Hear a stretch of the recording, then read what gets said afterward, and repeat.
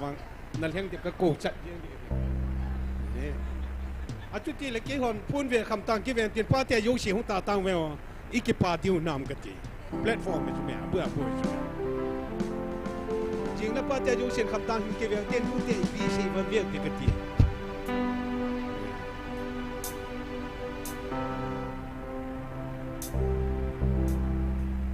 ป้าขายงูว่า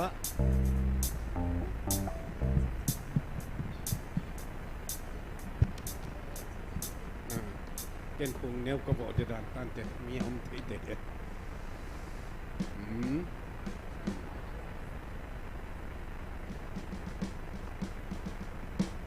คงกังเจียวว่าจะจุกขันลังเล็กใช้เตาเตะคงอมแต่เด็กฮัลโหลมีพี่ฮอนบอนจาวินจิงกะพาปะกายพายฮัลโหลพัดเจ้าเซนก็มาจิบายบอลเตนังนงเซนนมโจเม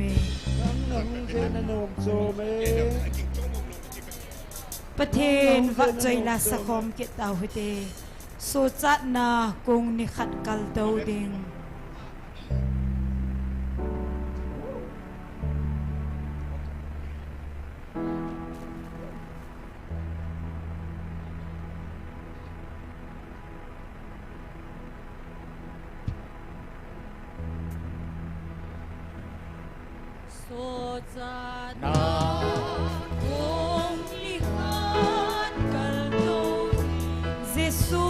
Sat na kong tolahi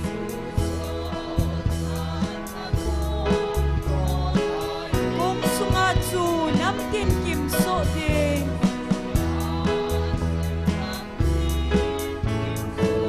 apuy luting van chung gam no ma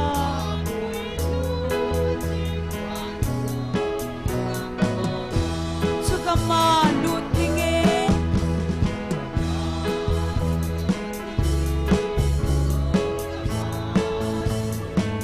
Matsun hong kalun ulanaw Sugama lutingin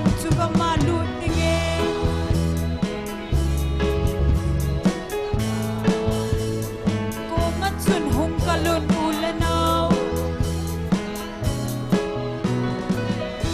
Sesun lung setain na kobe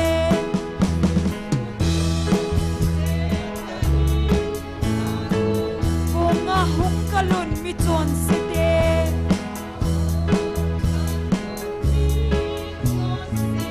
Zion gam chon ding kong dang lo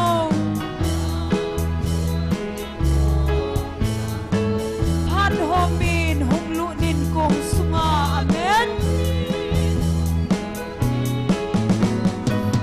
Sugama lutingin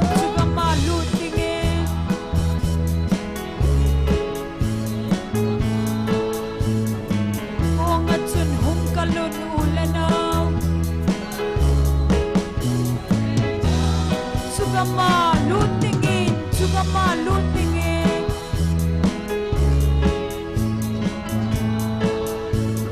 Kung at sun hong kalun ulanaw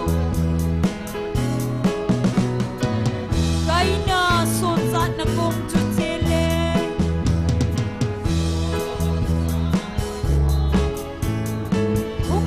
Loading go song let's soon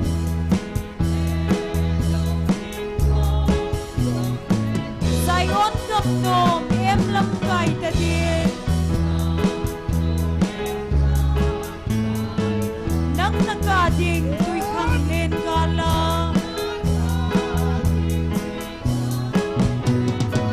Sugama lutingin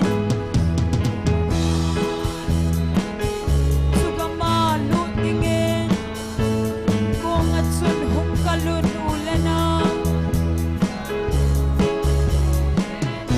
Sugama lutingin amen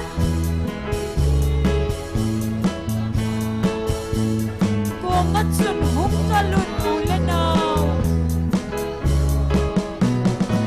So sana kung nikat kaldaw ding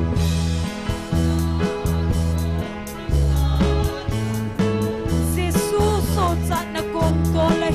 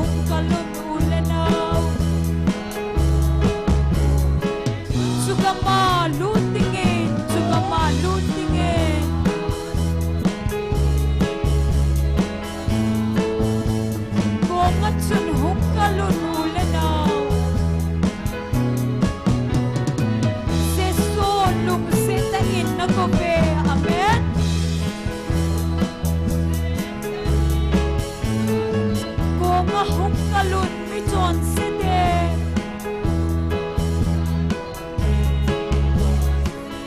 Zai on kam zon ding kong nang umlo Hat homin hung lunin kong sunga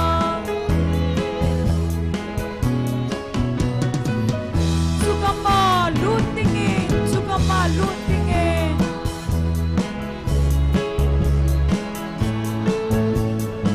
Kong at sun hung kalun ulanaw Sukama lutingin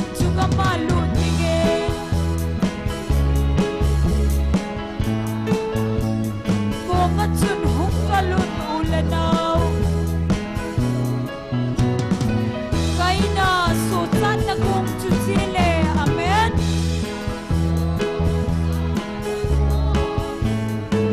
Hung kinelaw ding ko song letsun Sayon kam nom em lam kai ta din Nang nagading tuy khang len kala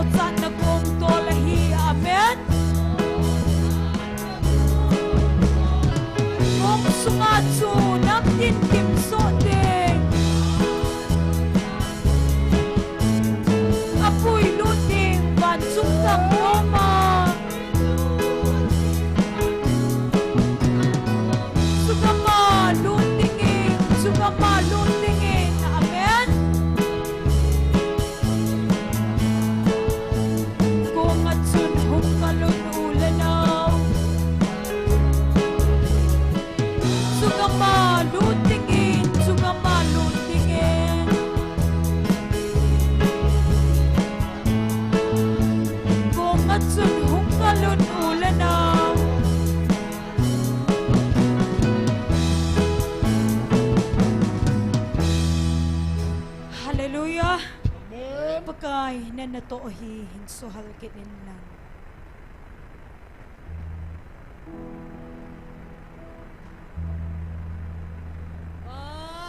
Pagkay na natohi hinsuhal kinin lang.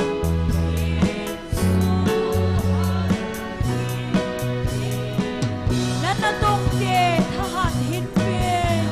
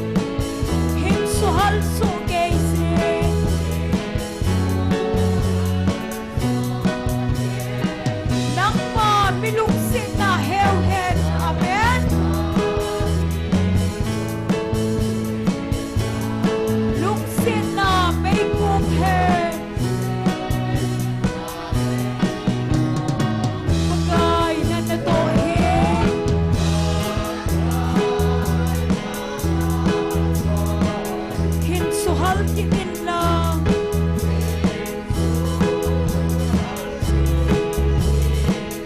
hukum halang hanay bebe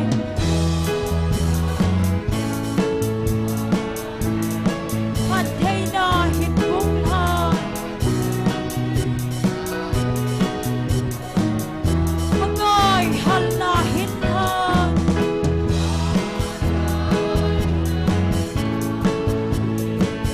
Pentikos ni hinhan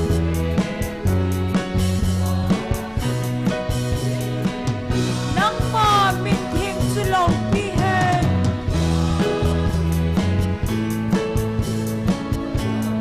Batsoy sin singhen Magay na natohin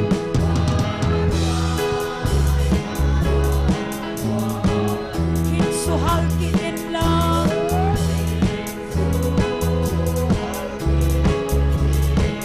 Hukum halang hanay bebe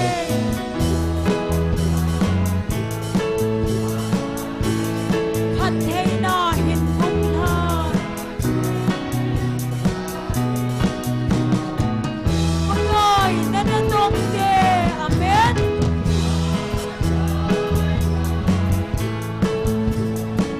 Say tim na tapin lang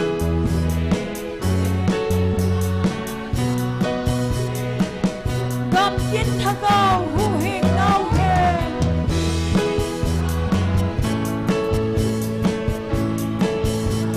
Namintig law pihen Magay na natohin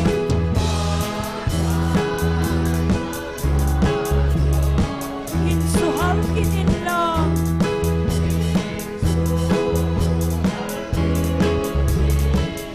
Hukum halang hanay bebe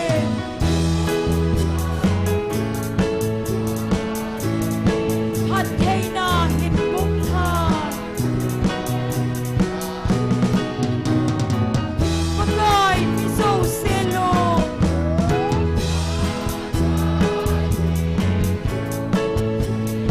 Hinsuhal so kaysin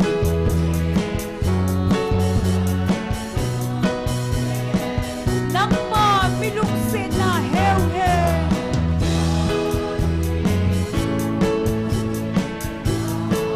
Luksin na may kumhen Magay na natohin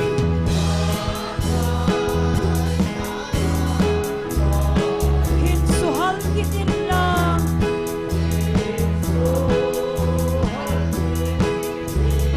Hukum halang hanay bebe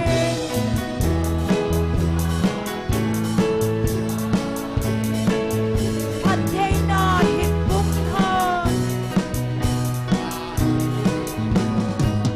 Magay hal na hinhan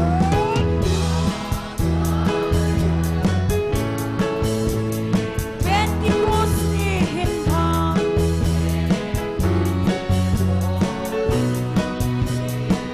Nang maminting sulaw pihen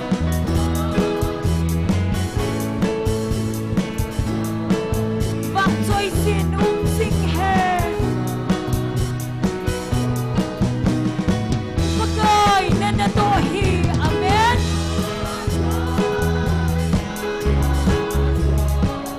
Hinsuhal kinin lang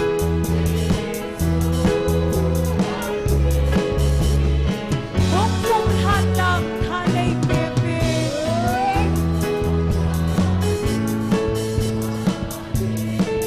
Patay na hinbunghan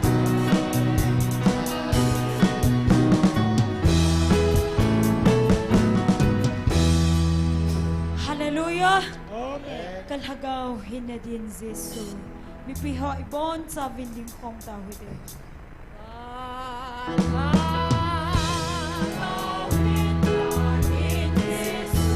Cross nga giphalin atin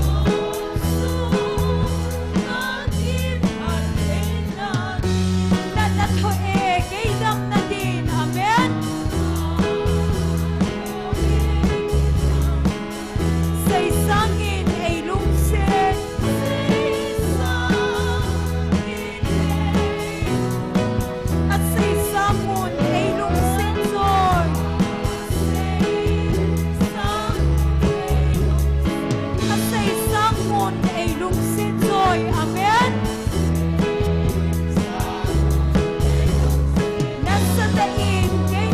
ai lung xin nè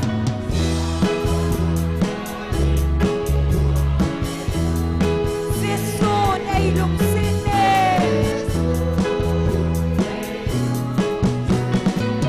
alung don na atho thei se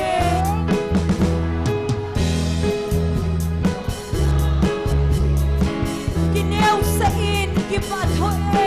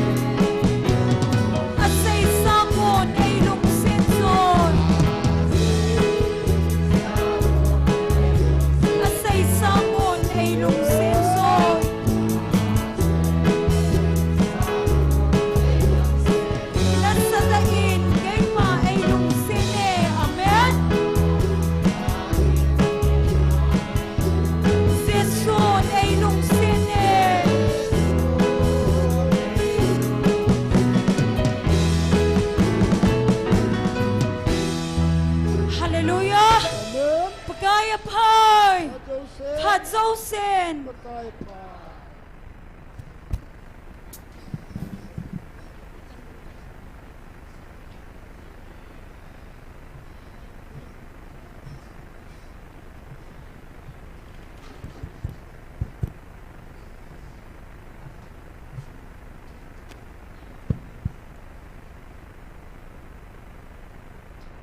Masan online na hong panghozo sile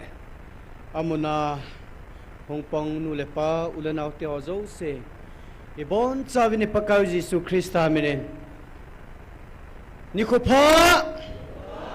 Nikupa mo sa hatsunong patin tangwa na ipive Hallelujah Amen Patin ni tangwa uvin tunizang patinin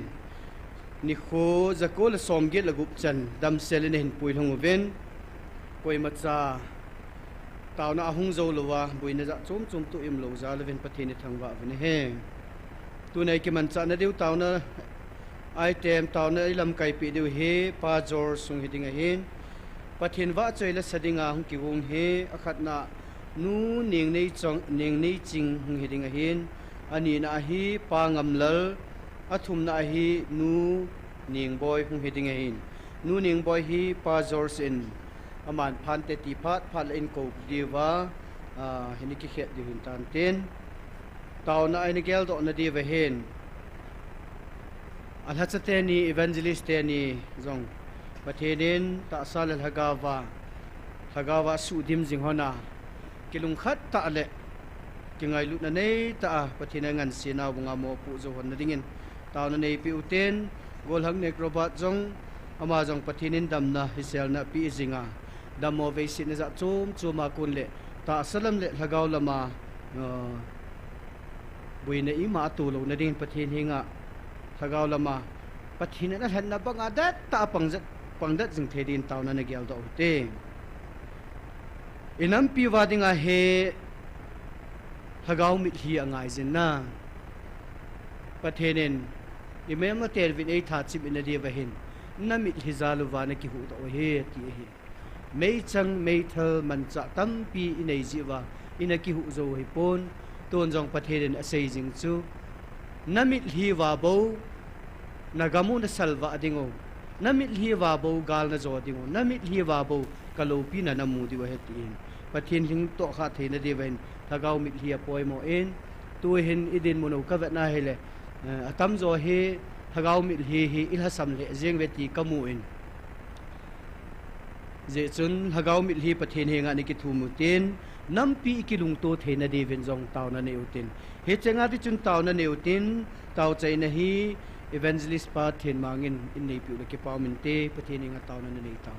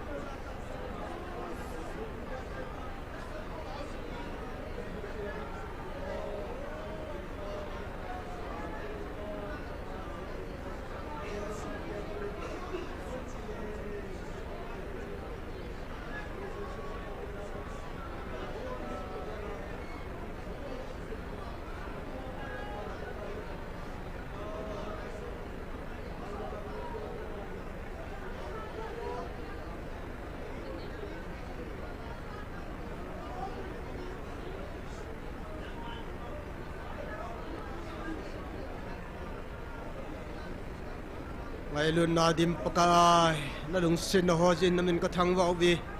aji chen nang inem pi wa tu ni san gi ya pakai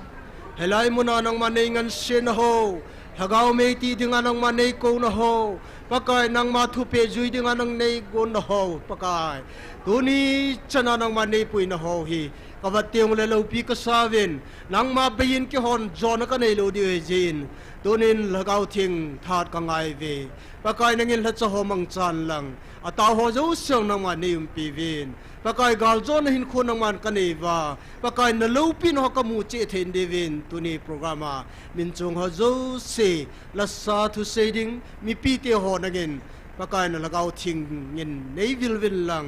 zona hin kho to nang man kile theding in phat the nei bu ta vin tia Nazareth Jesus Christ amena ka taw hi amen.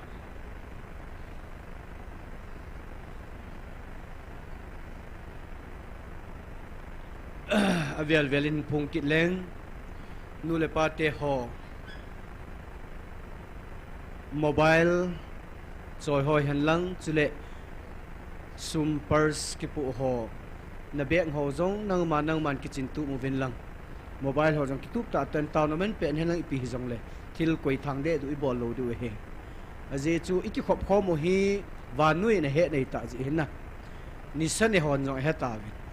ya chu chilai mu na he ga kil ha a hi le amo ta ma chom ki ma le phem ga ki pu do e ti hi alung pu na hi tan khat ve la ng chun mi akiman ji na ya chu hi ta bangam lo na ding a hin I ho yong ichi theu ngai je CCTV ki koi jong le I ho ichi thei lo wa le ha san na changom de je chun cheung ki phung jing de hin ichi thei so ke na de wa thilmang ima akisei lo na ding a chun ithili thil ki chin tu mu te ti chu avel vela kan phun kin he chen ten tuin pathen wa choi la sading a hen nu ning nei ching pathen wa choi la aman san tin ban le pa ngam la len an jom pe ding he nu ning nei ching pathen wa choi la sading ni ko ve di nai mo min hi nu ning nei ching di nam ning nei chin zo ham ya man ki het na vet evangelist pu de pasai to ki za tu di ana ma chen pathen ba choi lang salapante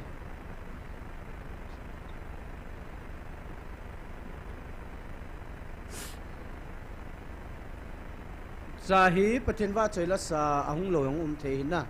ahung lo ma jong le nu wa gun sa num din pakai ke so ve nu ni nei ching lo ham ahung lo le nu wa na ko pe pe ute nu wa ba na pangam lalagon sanam ning kan het sai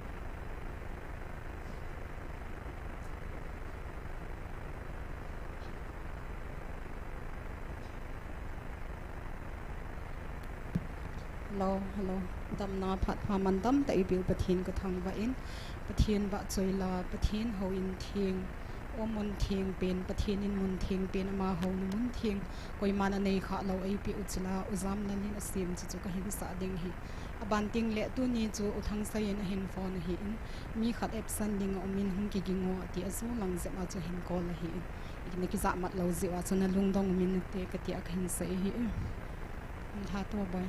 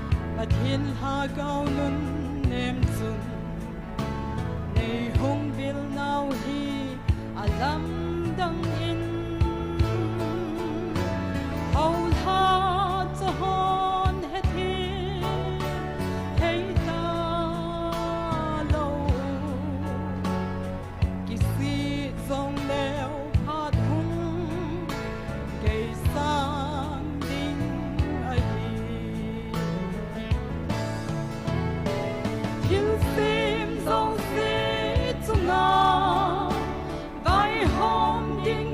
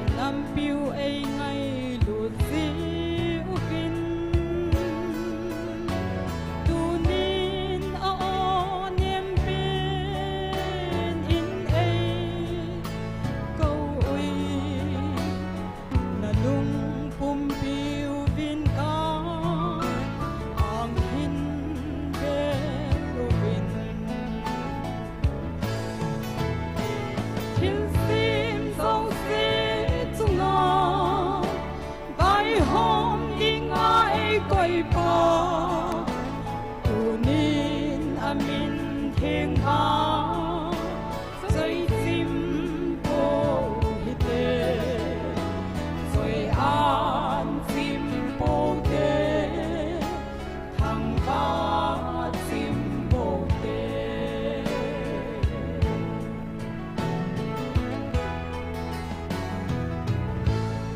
thi ni ni bon za va din pha thei bo pi tang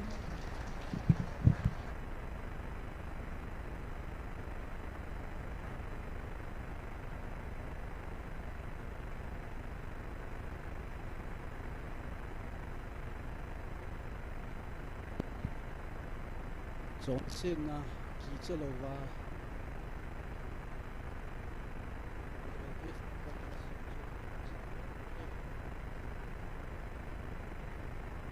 chọn na kỹ cho lâu và mình phô đi kỹ cho na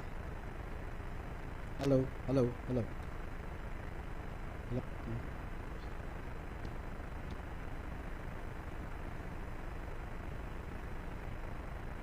hello hello hello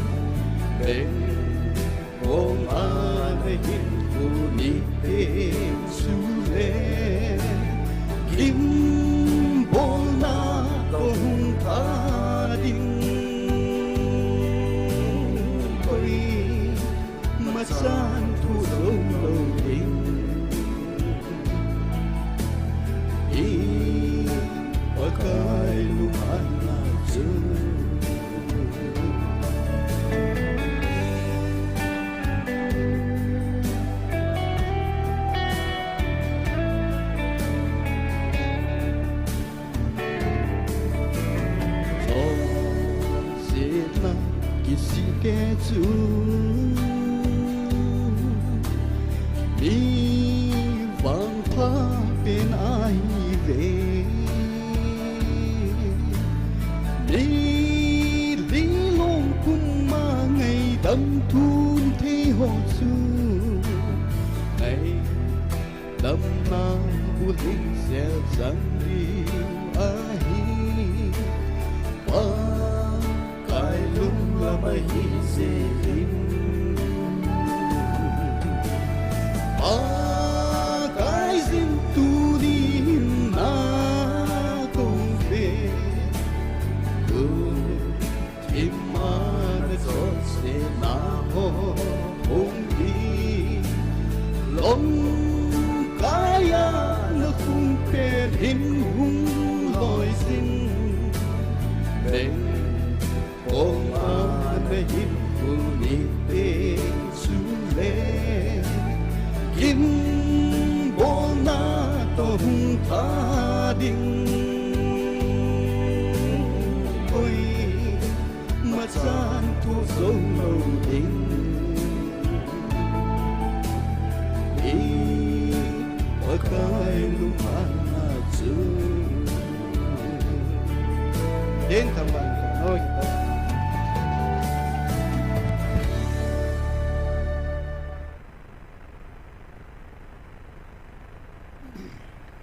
Amen. Patien va chai langai ta ta in sa pi ho chunga. Ki pa thui 7 amo hazalin patien thangwa vina he. Tun tauna item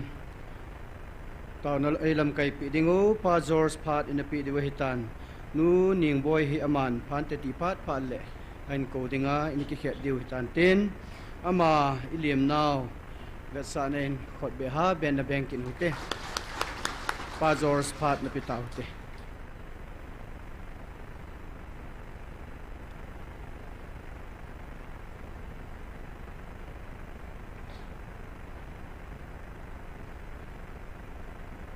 Masapianin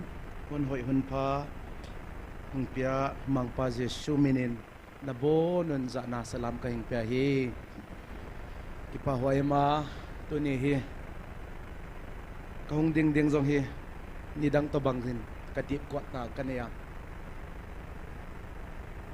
bang jai chi le inam thil hui ka gel changin kalai na be se in say dong ka hepon lai nat umbe chilong hal gen dong ka theisia Asia chu masal nu ka gen tan inam sungu Christian ki chin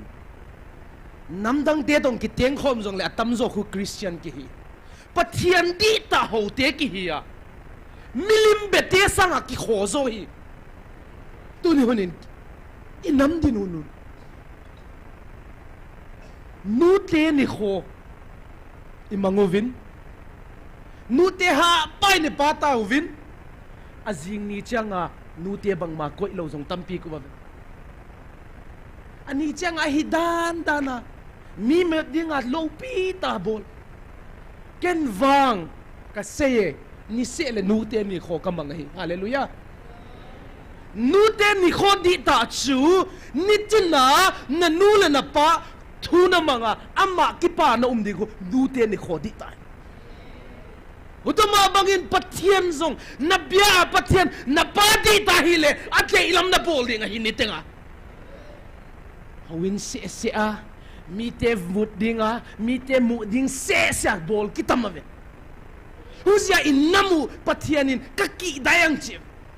hona cha ho zong kaki dae ngailut na kita ngailut na zawlo na keiman ka hepoi ti pathinin tunin gelun ka so pite Sunday ni hi thil so khat tu jeng kalian group azong ki post na mudim ka ta san mihim khat adinga Christian khat ahidinga ain nei pi ngailu na beya ain huakila inam sungave i society sungave gelun ka so pite Christian ki hilawama pathian hingjing di ta ne pathian di ta ki bia hilawama tu Tunion hite hi setan na sebave hong na chaten idem diu ko. Hite zong se I condemn diu ko. I daw diu hi. These are worse mihim sang azong mihim sahim na sepe. Tunion kang gene. Hito bang inamsung wa thil tungay. Achi le tun hi that is at tam he somlani tu hadinga ake khat jong thing nai lo hin na tu ha adinga akim khat jong kiching nai lo 15 ching nai lo achi le 15 jong ching nai lo inam sunga thil so bang za dum tai neu khat kang gen hing he azia pen hite hi kimwal pho sa na jong hi pen a victim tena bang khat jong le pathian min ngai dam kang nge na public newspaper pada kang newspaper public domain kang la do hin na minu kizi se ke hin naging talo le source on kang pi te hin kang gen de hin pathianin tupi ang pe chu nagamu su siangun lan no ho jong kisu siangun na cheve abo mong mong tong khalo dinga pathianin ang ko ve abo to ki hending na nelo chau hilo na to khalo dinga pathianin ang ko do nam te hiu ang ko do cho ang tel do nam chosen hand pick aman ang tel do nam te hiu a hi wanga tu ha jong tarik somlani somlanga jong chingnai lo inam sungwa thilbang zat tu ngai an ni Mei tarik thumnin Singat police station le 37 Assam rifle te kigom khomin combined teamun 27 sub cases khamte international market a 2 crore ni le laksom ni le sagi vel manding in mi isate vapat amanuhi amizong kang gending ahin kis kholel lohin amin hemang baite kumsom li le gup to sei kai sang lun hongsai of Zolzam village Chochanpur Zolzam eho Zolzam na mo eho Zolzam Zolzam they made it 3 near kimanahi achile made it 4 near isopinu hat nei them haukip tuibonga para 82 sub gas 7 crore la para 11 crore ki kal international market a khamthe ki manahi tuibonga tu ha that for him a source ko ya kalai chele Zogam Today newspaper daily newspaper para kalai him atum na dinga bihang police to 37 Assam rifle 10 that 6 tu ha a milia pat Myanmar mi hiya India hanglut 66 sop crore ni manding ki man ke dai a source ko ya kalai chele Indian Today Northeast News Facebook page kalai him achi le akho khat made that 7 ya Senapati police teto combined te pangkhoma ti khulen checkpost 99 sub case crore gup le laksom ni le ni vai manding isopiu mi thum le nagate khatto mili kiman amin jong he dem kai te asangin hutenga hi lamkai khat Kuki Women Union ex general secretary jong pangkha na eho lamkai ho na amin jong kang seidin nem nei ling hau ke 42 of cycle bazaar khatku chingkho kim Doutarov thangkho mang hau kip S Molcham village Chochanpur Molcham chu chelai Molcham din kata sanin in hemkho mang hau kip kumsom lile sagi ama cycle bazaar hiteng thumana ki manahi that 7 nia a source ko yakang lai chile Sangai Express Manipur daily news apat kang lahi achi le May that 8 nia Hilltown muna Chochanpura NIKHO lun hangsing kumsom lilenga ke Saron Phai village Chochanpur district apadin 180 sop 118 zale som laget sabon boma padin kg khatle grams zatum le som gup approximately crore som valman international market police chena manovin iku news ko kang lai chele Indian Today Northeast News Facebook page apat kang lai tuni huna hi hite bangja kang geneng as reason kang gen dingai ka so pi te tu ha mei mei hi hadang zong ka gen nai lo tu kum suang ka chi nai lo ve tu ha mei mei ya mi hi zat i so pi u yu nau i Christian chan piu kham the tu ki manata ve lak khat lak ni man zong i se a krol mat ki man tu ni hunin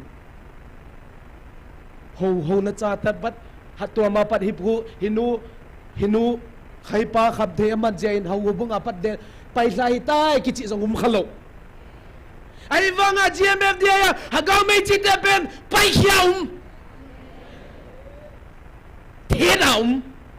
vedda ki chang mu da ki chang ai wanga kham thei to ki man te zong bang ma kilo ngam lo ai wanga pathin mina jesu mina taute vu muda kitang hi tuniun ipai da nu di lo hita i society di lo i system di lo hi ka chi u da hi o ataute pen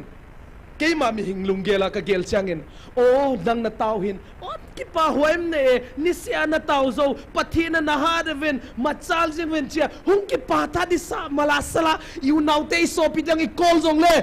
zong kilen un no lo bangai khatong yet beu ta khu ela isunga ki pa ki lam good hagawa kidim ahiwa nga miten bang khatong yet khomu say da tau na i het din kata asan ai wa kho ka sa ton lo hi tu din i systemu iki vai po da nu zong pura fail hi ka chi uda ko a hoi zong asia ki mu asia zong a hoi akim butave inam sungui to wang din mu na ki mo ko hu zian tu ni honin hi ka so pi te inamu hi adi lo tam pi umbe se pathianin hagawa revival humbol hila iti theina ding le lampi di tai pai theina ding pathianin awa hung sa tai hallelujah nang le ke na khanga na za the wa i za the wi iti ham phai ta vom pathian ka thang vai hallelujah azia to December 5 2024 pathian to poni tin a sein azia chu nang hoa hi chi van noi le se da ko na hi pon nang hoa hi ke ya kon hin kim lo ton sot a kipana hinna chu a hi in hi chi amu thailo zeuvin nang hoa hi ipi ham ti zong a het zong agel phapo ve a hin la nang ho wang na he so ke u ve nang ho na sungwa kipana chu na het uvin hi chi kipana chu del a hlaizing na hi ve a hin chol zong leuchin hata in khai zinuvin napa di kon cha hitai diabo ahin diabol agilo pan hichi nasu mol pho god zingu ahi tuni hunin he ata asalo hon nasunga ki pana nasunga lunglai na pa chu i pi zong le a he thei po ve ai wangin nang le ke na heaven ahen tun henen diabol agilo pan hi nasu mol pho god zingu ahi enun kasopite pathin ona za ni te ni si a tauna na hungzong lemo minang seiphat mala sala ang dem dingo hochanga itile na mol pho de tia na hilo na tan tana zo ang bol na lai de hi ko khoya panung ki pane chile mel mapa diabola para hungkwan nahi pathenin atate wang mual phozong le puzong le akai thoki nahi hujen tune nang le keizong tune hana he na puagi te zong hi pathen ko ma inga diu hi chi ka dei hin hujen ki pa hoim ka sa a huchang in he study bhat le khasiam ten study khada bol na hi kan ne kwat kang extract uda drugs business in Manipur a study on community involvement cha khamthe business Manipura khamthe business tung tang le nam community chi chang nam mo ne ho nam sunga koi involve ham chi hi study bol la hi เนี่ยขัดกับเอกชกังบอลุดาขัดนะมีขัดิน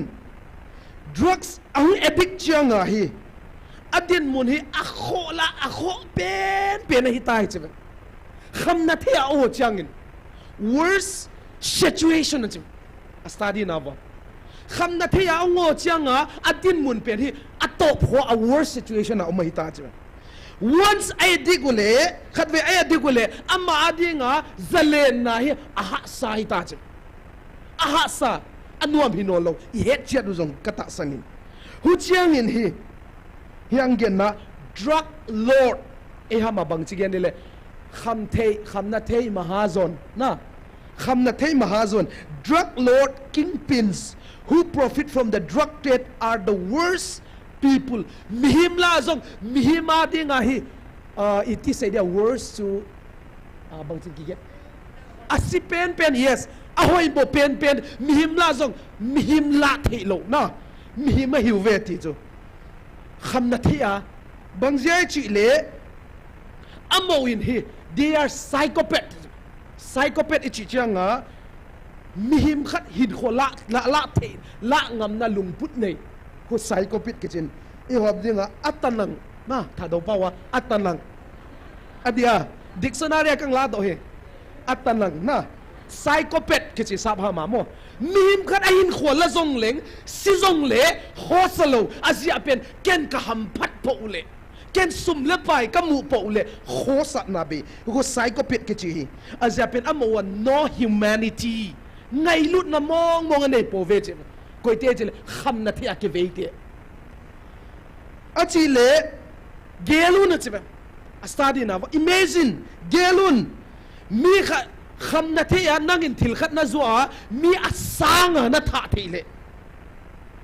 อาสังเจ้าฮิโลอินซุงบังจัดนัสุเสียทียา society บังจัดนัสุเสียทียาหุ่นเจ้าฮิโลมีอาดิงอาตบเจ้าสีนัตันนัตัวสัตย์หูตัวนี้เนี่ยนังอาดิงอาฮีสุมเล็บไปนั่นมุนาฮีตัวนี้อีกนักกิเกลพัดองอาฮีนี่ขัดเลนี่เจ้าฮิโลเวในอินซุงว่าคำนัดให้ขัดเอดิขัดนั่นเองเลยในอินซุงเจ้าเสียบัวเว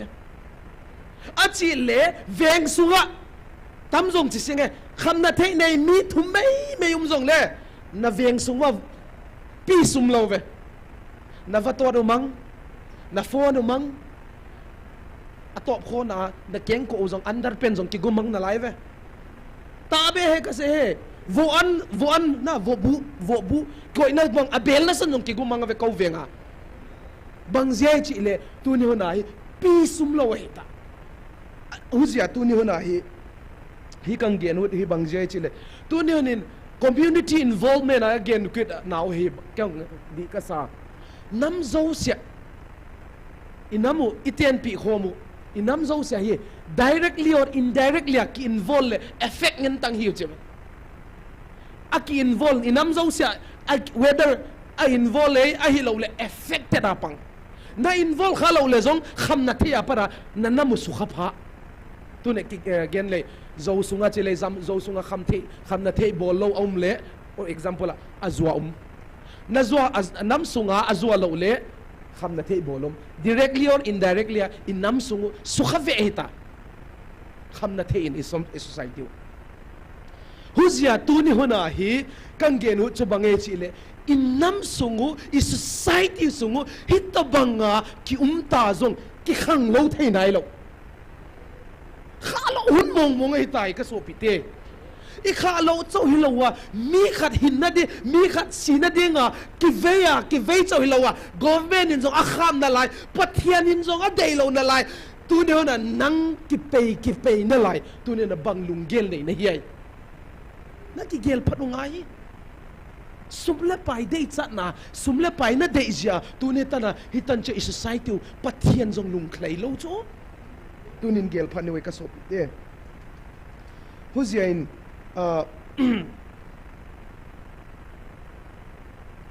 อิลุงเกล่าอีกเฮดดีวะก็ได้ขัดจ้ะตัวนี้วันนี้ประเทศนั่นเองเราจงเลยประเทศนั่นเองจงเลยอินน้ำสงวะเฮไงลุดน้ำมองอมตะปน ki na mong hi inam sung wa hi enun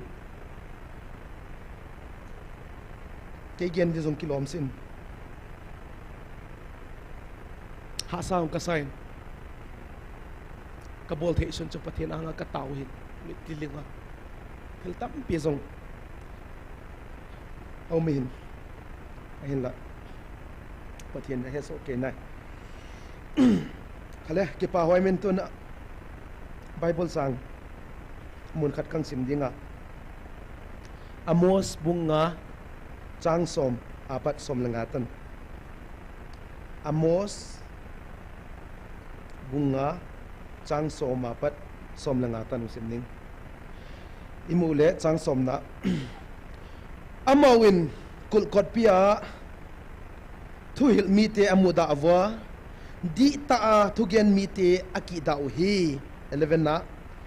tua chin no ten mi zong te na tuan chilwa amawa pat in tang seu te na la pia wa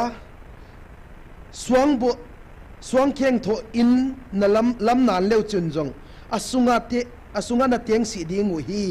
grep huan hoi ta te na bolwa hinan le grep zu na don tuam si ding u hi changsom le ni na azia pen na tat khial na u tampi te le de khial na u thupi ta te u katheya midi ta te na sugen theiwa golguna te na lawa kul khopi a mizong te tan ding na hei na le hei piau hi som le tumna tua ziain to hun chiang in mi pilwang te asip ding di de ding u hi hun hoi lo a hi zia an som le lina na hin thei na ding hun sil hoi suyun len sil hoi lo sui siun to chin na gen bangun gal kap te mangpan in a hingum pi ding hi som le nga na sil hoi lo huan len sil hoi lo bol sil hoi bolun kul khopi a thukhen na di thukhen na di tungkhia un tua chin in Joseph in kwan te la a damsun te ding in galkap te mangpa pasian in happy na anei khading hi mangpan lai sang thosim te bona ding gol zol sa elan tunian hi hilai sang tho hi kasima hi kalung tangang khoi kha inam sumuta zong akitwa ma kasa azia pen tuni hanan hi pathian dei lowin building bang zat lam zong leuchin asunga teng tuam lo di nei pathian dei lowin grab bang zat ne le takin hing ching zong le na ne khatwan si di azia pen pathian dei bo zo hi tuni huna pat bachal ding ai huzia in tuni inam sungwa ka gel changin thilbang ki mahi inam sunga zong hi golguna hian lan di ta lo na ki ta lo na mi vai cha mi gen thei te ne ding zong hi tu ne na ki hei bang zong tampi mai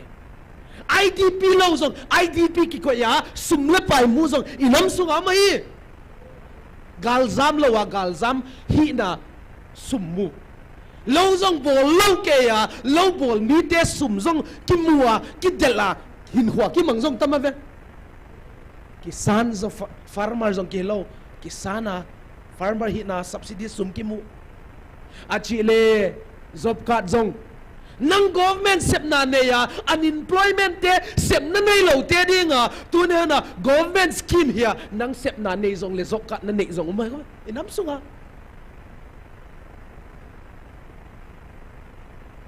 BPL card below poverty line sumle pai nei lo hasate adinga health card ke bol government employees sumle pai nei te officer zong BPL card ne ve bo inam su hite koi na gen ding la adi lo zong dia I chi wata ve spiritually hagawa imidu vanon lo tasa thila materialism khovel thila okay man ka deya kamu pawa ka nei pole ki adinga ki pana hizing chi lungel ki nei ta hagawa pat tu ni hona hi ku boleng ka hagaw hin khwa hi subwai thei hi chi pen consign songum no lo azia pen na sunga teng hagaw siang thoin hingum pi no lo huzia tu ni hona negu tagu gol guna tampi tai society koi ma gen gamum lo achi le hi ilai siang tho yet kit le chang som le thum na le tua zen to hun chiang in mi pil wang te asip ding deng hi hun hoi lo hi zia in milung ching ho chu ni khot chu le thip ding a hiu ve azi chu phat phalo hi ding a hi mi ching mi siam ten again ding tel again da kilom ten jong gen ngam no lo he bang zia chi le phat hoi no lo chi hi mu hi huzia in tu ni honin sil hoi lo I hua ding hi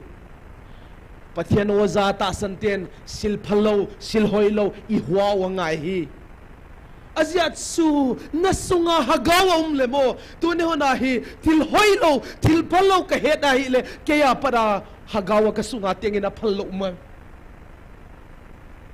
khen khaten minang bol sa som jang bol siun ka chibe ka bol thei si ding ka hagawa tong khai ka chibe ken tu ni honin nangin thil hoi lo na bol na heda na bola na hagawa to kha lo le nang to pathian ki ka na ki sop da hi en thaun azia chu pathianin sil hoi lo wa ve a thing lo zong pathianin a dei lo ve huzien tu ni honin in nam sungwa I gam sungwa hi to bang thilum te zong hi tu ni hona hi ka sopite christian ni wa pathian to ki zop na di tai nei le I hwa thei wa ngai na hwa thei lo le ikiat u tha ngai ei huzien tu ni honin tauna khana na mang niun ama sapienin I tauna ding wa ka dei chu inam sungwa pathian do nain thil tam pi bol tawin pathinanga lungkisia inam pompi pathinanga iki hei the na dingun ama sapinin tawitin ani na inam sunga hin pathianin zong date 17 June 2023 in thupiang na nen nagam sung din taw ta huwin mang thai ding hon taw pi uvin hi chi hu keiman ka ngai luin namo po na bangwin tong tawin hagaw mang thang ding atam vale na taw angai e taw pi uvin a chin tu ne inam sungwa hagaw mang thang ding amma zong a hagaw zong ata sa zong mang thang ding lam zong ki hello tampi inam sungwa na la ye ka so pite chi ho zong taw pi utin athum na nang ho khat le khat zong ki taw pi jing ve na e ho zong khat le khat ki taw pi jing deu hi hagaw zong I hat jing the na dingun taw pi nin tin alina hlet te ni le tangwal nek ro ba da ding zong tum ben amo teng thuma ding zong taw ten tun ileng chang bangin taw ten ken taw choi na chu nei tange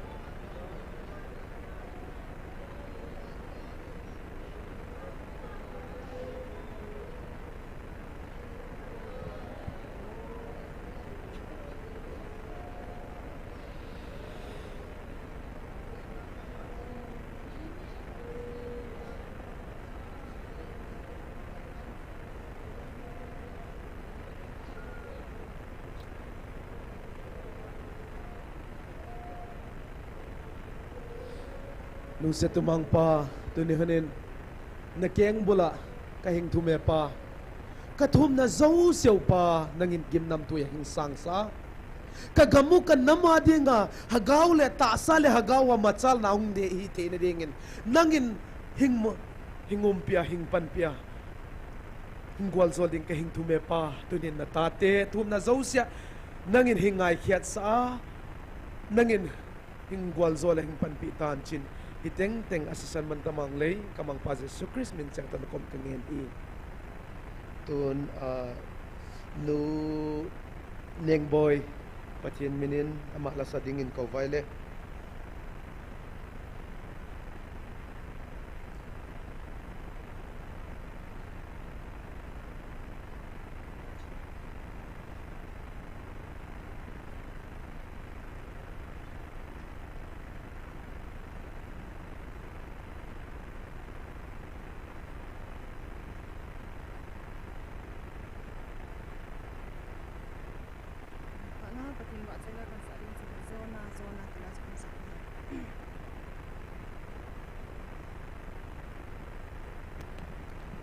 Hello, hello.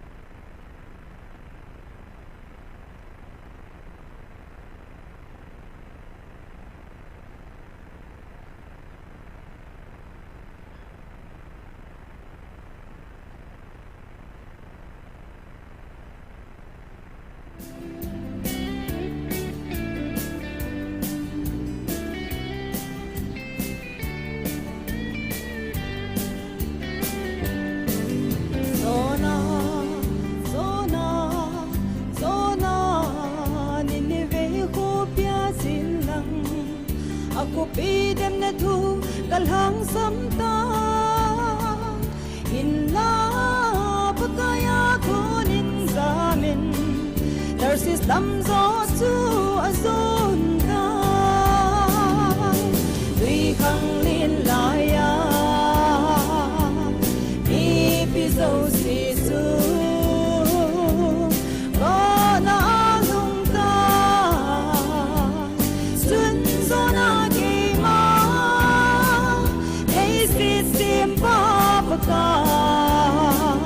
Hing zing zing su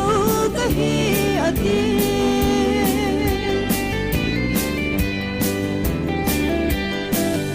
Nampi oi sung a chung ni thum le zan thum sung in Atau tai kisin bakai ko ma Bakai in na sit na ngai đam min Ako kita'y lisit sunga Tuy khang lin laya Mi pizaw sisu To na alung tay Sun zo na gima Lisit simpa pagkay Hing zing zing su kahi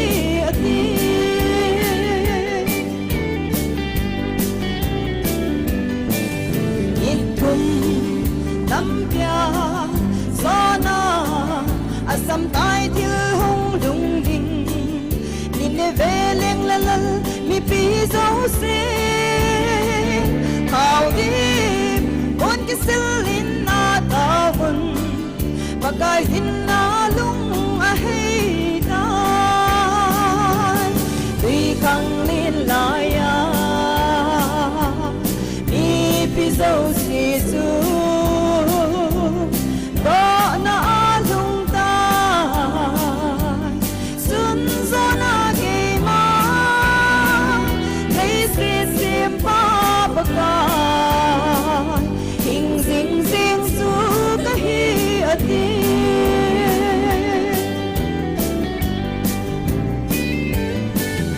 Khi na bóc he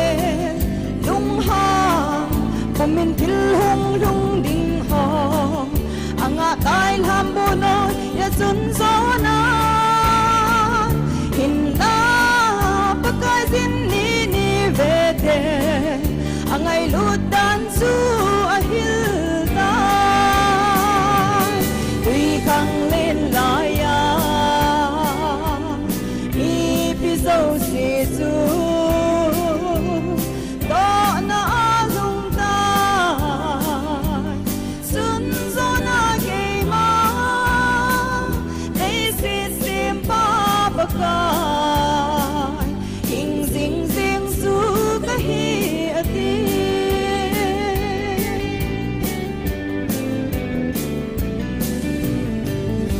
nap jang tang ki pa e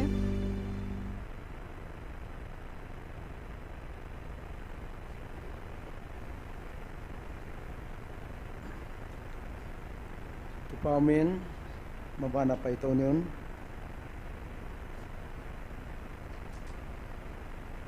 Tunin hi pathian tu pon khat musim katin 20 September 2024 ahin.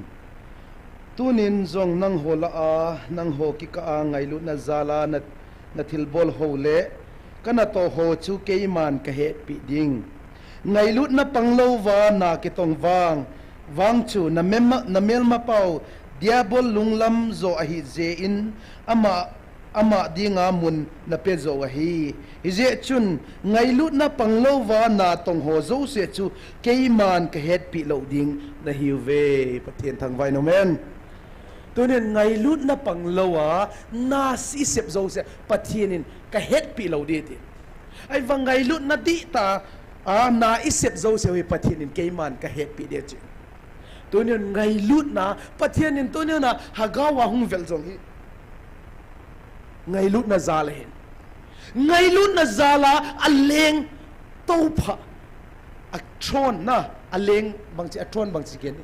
alal tauna yes alal tauna zong da la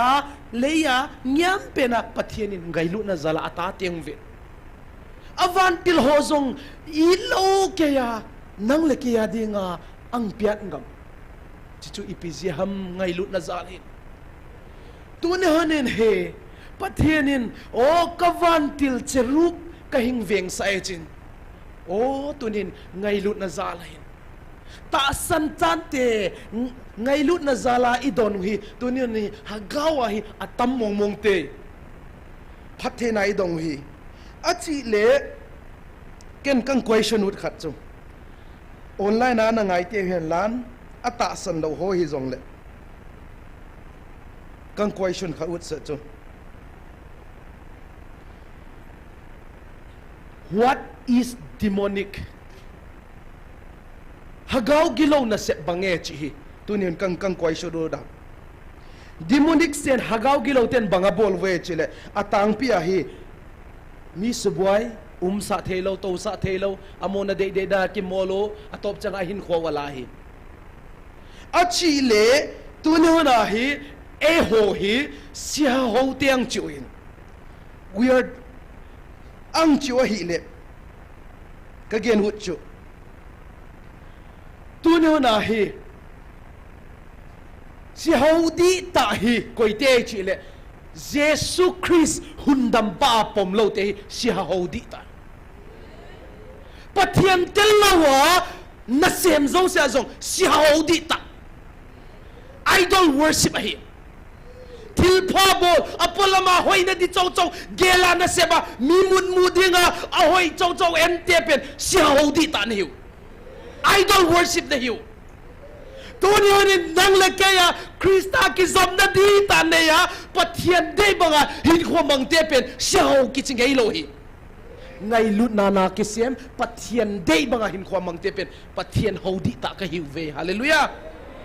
tuni honin nang le kay zong pathian ho di ta hiu chu bangzia pathian ho di ta e chi le pathian to ki zom na de hiu pathian to ki zom na nan de lo le hi tenga hung si ve chin tawin zong hung ponte na hung zong le sot dai lo din ai khat ve ni ve hung na ve chin ai vanga nakizop piu tun hona nang la ke kikala ikizop piu hi pathian di ta hi zia isunga hagaw teng tan hagaw inang impui changa anok tame hallelujah anok chula pathian i thangwa hagaw inang poi changa anuam hun pai lam zong ki theilo Asia chu hagau siang tho pui te pen anop dan le atui dan pen amo na het non lo amo pen goding ai dan na pai dingo ai wanga ai sunga pen isunga hungdim chianga anop dan ila sa uzong nuam itau zong len nuam ipathian I thangwa zong len nuam itau zong len bithilonga ki tau thei chu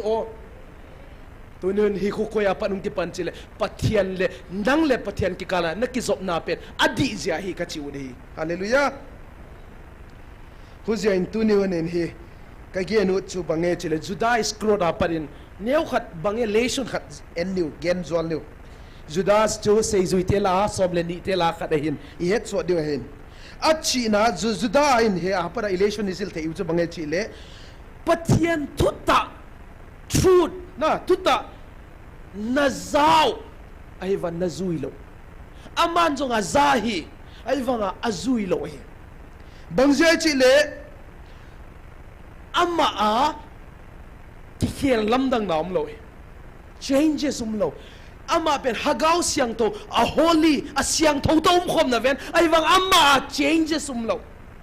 tuni ona hagau siang thoa na hagau siang thoin apui te pen changes te te pathian di ta na mu le changes di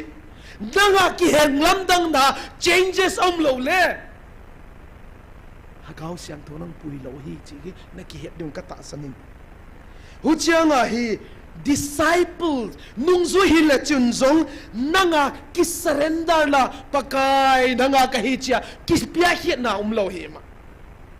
tunun sei zui hi zong le ama ki pia kha na di ta nei anei lo zia ama a pen hi alung tang diabolin na siam theve tunun pathian sei pathian na sem ka hichin ki bang halo chen zo nanga ki pia hiet na di ta na nei lo long le pathian in zong zang lo ding ana live aza lo cho lo wa mila zong na mual phoni zong ngum thein lai hi ai hu changa apolama hi bange chile judas krot hi apolama pen ta san banga ai wanga asungil ta ama a ta san na ta lo sil siang zo le do zo theina setanin na sep zong le do zo theina nei zo lo resistant nei zo lo he in atop na dinga hi bange chile ama hi bangzia a mangthai chile hi aman hi alung tang zo sia to anazui lo jai tunian pathian zo hi ilung tang zo sia to ing zui lo changa mo eya mangtha na zela ve seasonal Christian kitam Christmas yang hallelujah hallelujah kya kilam do season bele ki chai angei bo kita mave seasonal Christian oh howina Sunday changa kilam oh hidandana hallelujah sam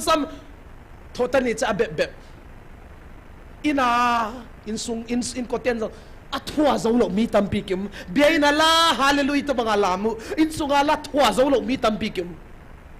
bangzia chile tu ne na alung tang tata pathiana dinga pia lo ja veva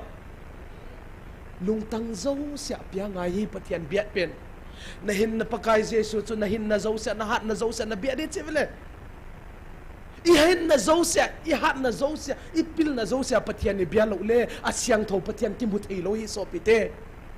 uzen tu ni honin sai zui la zong hi judas secret exam hi le fail set amak zong hi gari number hi dika chi 0105 la vel hi di live exam hi zong le mo a fail hi ka chi unai huzia in tu ni honin hi ka so pite pathian o na za ana ta san le mi khovel to ki bang thelo non ding na hi si khovel to hin khwa mang theno lo ding na hi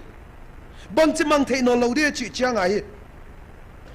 azia chu bange chile pathianin atate apui da hi khen khatte pai thei lo ve pathianin mia pui changa mo hagau siang thonam pui changa khen khatte pai thei no lo ya mun siang thowa zu botol to nong lut ngam dei hi mun siang thowa kham na the goi the to koi ma lut ngam no lo bangje che pathiani nang biang pui changa mi khovel mi te to ki bang thei no lo Asia chu tu ni ona hitenga atasan lawa dem te song khovel mi hitawe huzen hitenga hunga pathian akipia pathian de bangom te pen van mi chu pathin ngen chu la van mi banga simita huzen tu ni honen hi ipai nau song iu nau song ki bang the no lo hi hu chiang in hi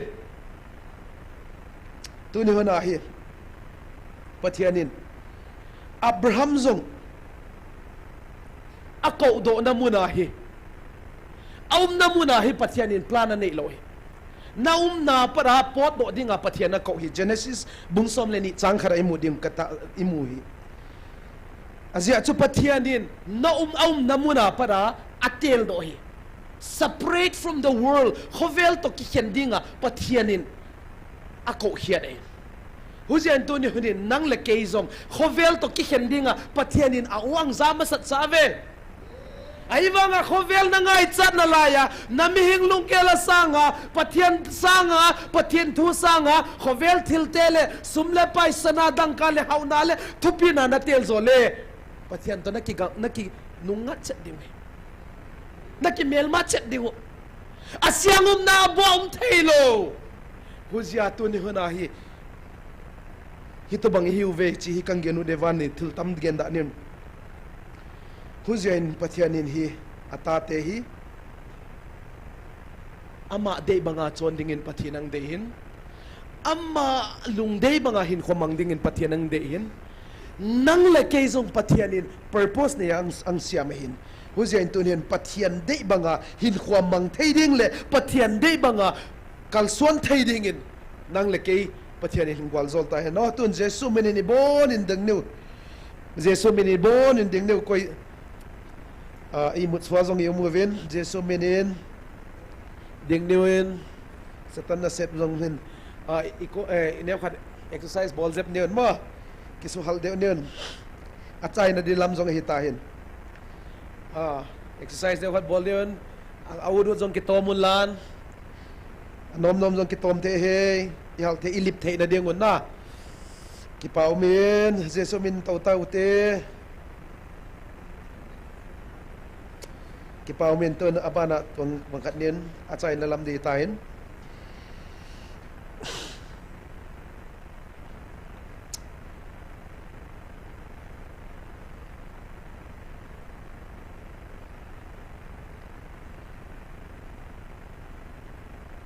pathian to ing va khom changa hi khovela hi itan deu tampiu ma hi when we work with God pathian to iwa khom changa khovela itan deu tampi hi ama sapiana bange itan deu chile loi le khan gwal nidanga nopta ta chiamui thang huai te to hin khwa manga nop sadewa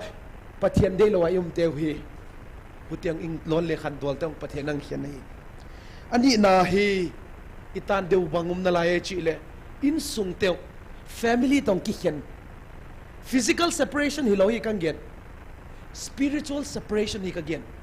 pathian di ta nang nei changa mo spiritual hagawang khen na yu ta sa ven khom na ve uchin ta sa na pian pi na ven hagawa mo ki khen chet nang hagawi nang pui changa hu changa hi bang chi le mi ten ang edan hung tuam di to zonga tuam mo le no ho GMFDI ho thì ho câu bru ho anget dan tuam mule tek bang je chi le anget dan hung tuam din hu chianga hitte mong ikinial pi changa asu sam long chi di extremis iking ki het chian seng hi changa min hesong le min jong het thei le cha ki dei sa changa emotion ki control zo lo I control lo changa ikamba a hi lo hung pot khozel ki dei sa na zala huchanga biten ang mudan hung tuam and then huchanga hi takipa na khat pathian di tang nei changa hi tau mi ki ta cho pathian nei te pen tau mi til danga ki suang lawa tau na ki suang mi tau cho hallelujah tu ni ona nang la ke zong hitanga mi tau na zal cho tau na zala inamu ki tung ding tau na zala tilbang kim pathian dang sep sai hallelujah itaw na wa mid his seng puma itaw hi Michael Van tila ding atha na pang chula hiam le thala long ki seng lo ding ki suang lo ding cha thupi zong chula tunyo na taw nine izakai bol the chi taw na a ki dependent mi taw so hagawa changa. And then not only that hu changa hi bang church le a chang changa nang pathian o nang zal nangen tanga na ding ni zong di na loy le na khan gwal na circle teng teng hagawang ki bang no loading nang pen nangen tanga na ding ni zong di gai na in sunga zong na loy le khan gwala zong a hi wangin lungkesin azia pen pathianin hagaw na ngumpi ding a hi nang mangen tagin dingin ki question azia pen pathianin hagaw siang tho nang ngumpi ding a hi chi na ta san hi achile tunin hunnunung itawin adi hi hunnunung hita achile hunnununga ta san tatin ingai chat pen yu bangam chile hagaw siang tho mapui na hi apoi mo pen hi walk with Holy Spirit hagaw siang tho to ton khomi apoi mo pen hi ka chi ure tunin Christian hi wanga piang tha hi ke hi ke ichi wanga hagaw siang tho in aton pi theilo hagasunga hagaw siang tho theilo tampi ki umai koi wang gen da ni mo ai wanga no zong het ten the na het ken the na na nei tao so bang ja chele kum ni wal kum thum ching dita hagaw mei ki chi to hagaw spiritual warfare hagaw gal ki sada tu ni tam changa ki pangai huzia he hagaw thilpen mitwana ki nei tai hallelujah huzia into ne honen he huchanga he hagaw ayum chang he ipwa zo hungi dia ding he I burden no mo ipwa gi ding he ai wanga hi ko pen hi gen thailo mu thailo it's a real spiritual battle spiritual warfare hagaw gal di tai ahum ki changa tauna to pathian songa kaliswan deu hi chi tu nen kang gen hu wanin huzia in tu ne he bange chi le hi nang le ke pathian oza ata san ne hi le be the charge when the service is over hattuam hobung hin hobung ki khen phat le zong hobing hin alai na chi hibang hi koin bangom jai chile na pathian na dei na pen mi te la zong khoimun a zong na va na zong na tau na zong na lup na zong hobung mi te vet thei dinga na ngai pathian di ta o tu ne hona hitenga hi paum chiangin o pathian ei la ta banga mi te na filu ngai ka thei ta tama chi pa pathian tu pu ta sanai komam zong le tho zo di he mi nang chi dinga ma ai lo le o nang na kom kak na kom a kom changin ka ha buange nang na pathian nei dan wang na kom changin hagaw khadin puye chi ka feel the mi nang chi ai lo le hi pa mong mi nang chi kho che khoi khu pen na zoi khoi khu pen na hi zoi nang khura ki nga hi ka so pite o jen tu ni honen hi pathianin krista se pai hang sanding le hat dingin ibon chakein mangpan hingwal zol ta heno gen khiang gen walop le mangpan ngai dam hen lan igen kha ta sun te tan cha ding gwal zol ta heno tun taw na khat nei nim I taw zo chang hi tu ni dinga ki khen na hi dai ngai I taw na dinga hi khat na ka oza lo ho le ata san lo ho ze in kisubui ta hi lan lang khat in ama ho ding in Taona Mangpi Zinguvin ha 24 November 2023 pathian in Taona dinga thupi o zalo ho dinga hi e hon kikisu boilo wa amwa dinga I tau pi zo diwe tunian jong athain tau pi te ka so pi te an inam pim pi wa hi atta san thelo hon jong hu hing na ang chan wa pathin dei banga achal theina ding jong athum na ani na tau pi ten athum na he tutung he pathinin hagawa hung vel lo na hi asaw pending kata santan 67 na utang ne 68 tu ni to di som guble gate na asaw pen hitain ตัวนี้อัตตาเตประเทศก็มาเท่าเดินเฮปานาโอกาจะอุตามนังเบนก็ฮิตเทโบเวกันละมวยนังเห็นนะหิงมาปุยเราเลยก็ฮิตเทตะโบเวประเทศโออัตตาเตนะอัตตาเตนอปากิงไงเวก็เย่ตาอินปางไงเราตัวเดียวเนี่ยนั่งเล็กเกินส่งเฮปาเองไงอยู่เวเฮปาเราเชื่อกิน